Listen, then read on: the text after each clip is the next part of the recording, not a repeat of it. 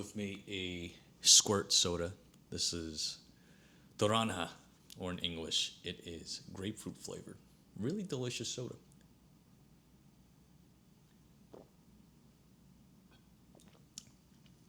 Oh, that is so good. I recommend you get the bottled version, because this version is the one that's made in Mexico, and it tastes better than the ones they make for America.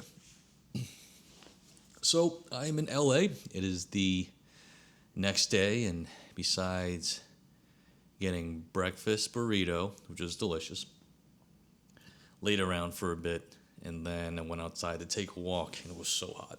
I wanted to talk about the topic of being on sabbatical and being bored.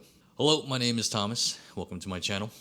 In 2025, I am on sabbatical, and I'm making videos about being on sabbatical and also sharing my thoughts and ideas and experiences on life.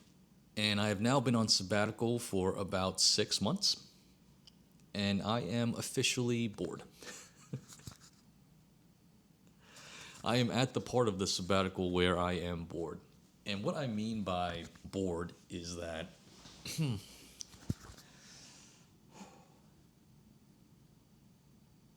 the same thing happened the last time I went on sabbatical. I lasted about 6 months before I just got really tired of sitting at home and doing nothing. And that's like hyperbole. Obviously, I did stuff. I went outside, went to places to eat, I did stuff, but without a very clear agenda or plan, and all I did was really travel. You eventually get to a point in your sabbatical where you mostly feel like you're just sitting around. And I think that's why I had set so many goals at the beginning of this sabbatical. So many goals that really revolved around being productive. So, for example, I wanted to do freelancing and consulting. I wanted to make YouTube videos. And I also wanted to write a book. And I'm wondering now if set all those goals, because subconsciously I remembered that on my last sabbatical, when I didn't really set any goals for myself, how I eventually ended up really bored with nothing to do once I got some of the traveling out of the way, once I got some of the decompressing out of the way. And decompressing, I mean like decompressing from whatever burnout that you might have from working a full-time job. So here we are 6 months in, and this time around, I don't think I was as bored as I was in my first sabbatical, just because I have much more experience now. I know that you can't just sit around your apartment all day in the same environment in which you're really comfortable. And that is why I am doing things like making videos. And also, I am going to more places this time around. But I will say that unless you are doing like sort of a mini retirement where you are just constantly traveling, like this one YouTuber I saw, Chris G, he took an entire year off with his fiance, and they just traveled through Latin America, and they were just constantly going from place to place, and there was so much travel involved, and it's like hard travel, like you have to get on buses and ferries or whatever it is, and I think that really kept them busy. And unless you structure your time off or your break in that sense, where you're just like constantly traveling through a place, I think you're eventually going to arrive at this point, which is that you get used to being on sabbatical and you're going to want something else to do. The benefit of hindsight, I would say, what I've come to realize is most people probably live somewhere along a spectrum as far as being able to relax and being productive.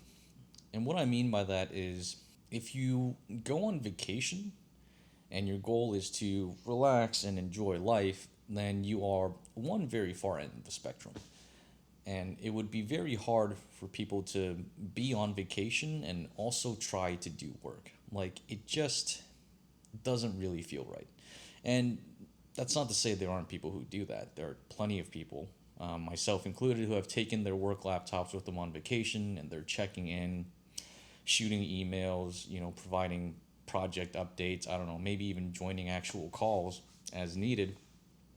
But then you're not really on vacation because your mind and your energy and your focus is at least partly or mostly consumed by work. So on my sabbatical so far, I would say most of it has trended towards the spectrum of relaxing and enjoying life. And I had set these three goals, which really require quite a lot of productivity and routine and repetition in order to be successful on any of them. And I think that battle won out in favor of relaxing for me. So my advice would be yes, you should set some productive goals, something long term to work on, but not too many. Definitely don't set three of them.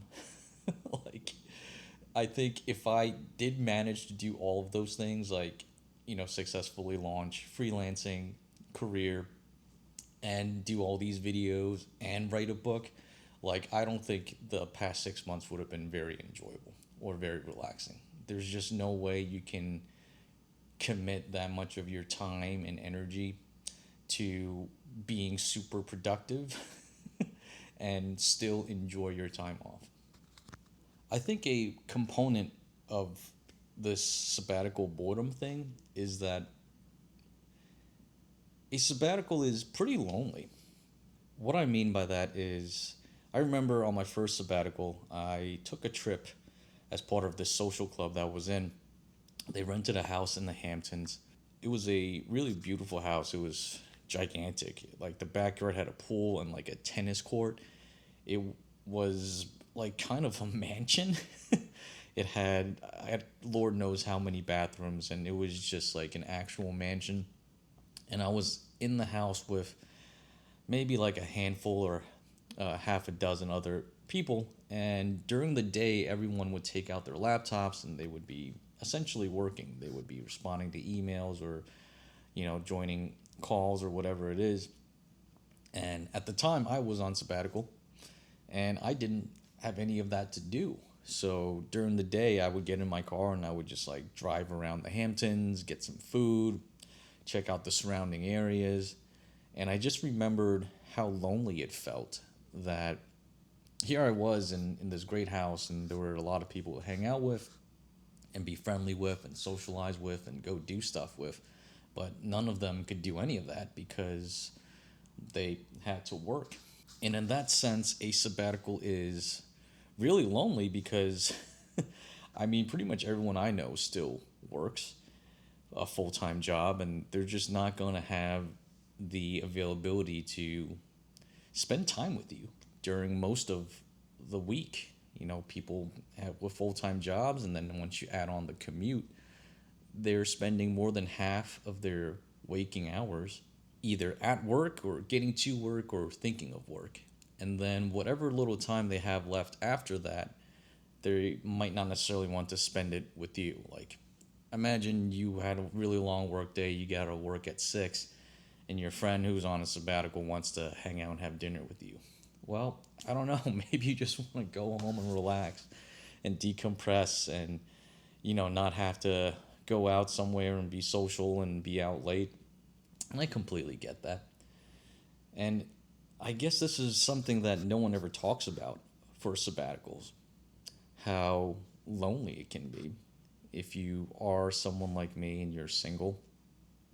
And not only are you single, but you live by yourself. Like, you don't have roommates that you can socialize with.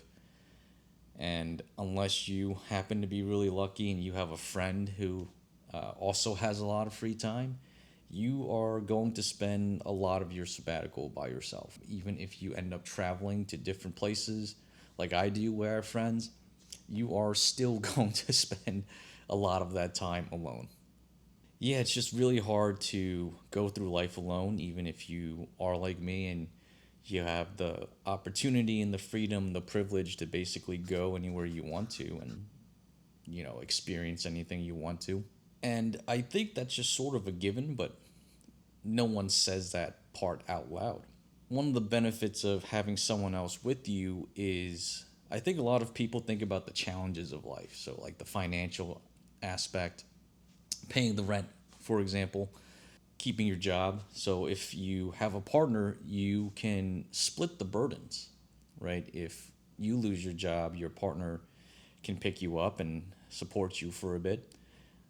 If you guys live together, you can essentially split the rent and it's much more economical.